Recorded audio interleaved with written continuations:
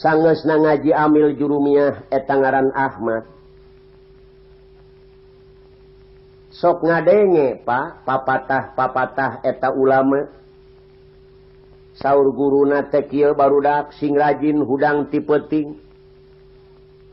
Sing rajin maneh maca sholawat. Sing rajin menta ka Allah rizki anu seueur nu halal bari jeung ilmu anu mangpaat. Malah mandar maraneh teh meunang pitulung ti Allah barudak. Tah kecap guru teh kitu. Ai santri nu sejen me kadenge teu didenge, ai si Ahmad mah kadenge didenge dilaksanakeun. Batur hudang manehna sare. Batur sare manehna hudang gawena Ahmad.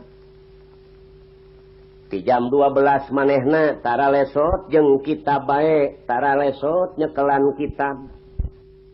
Apa penting?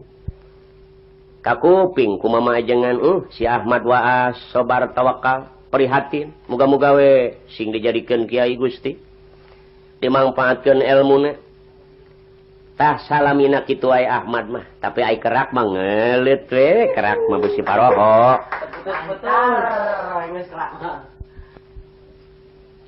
Kurang leuwih 8 tahun eta Ki Ahmad teh alhamdulillah. Ku ayana nurut kanu jadi guru. Manehanana tekun sobar sok hudang ti peuting. Tapi ai ka inung bapa mah kerak mah ngaleut we teu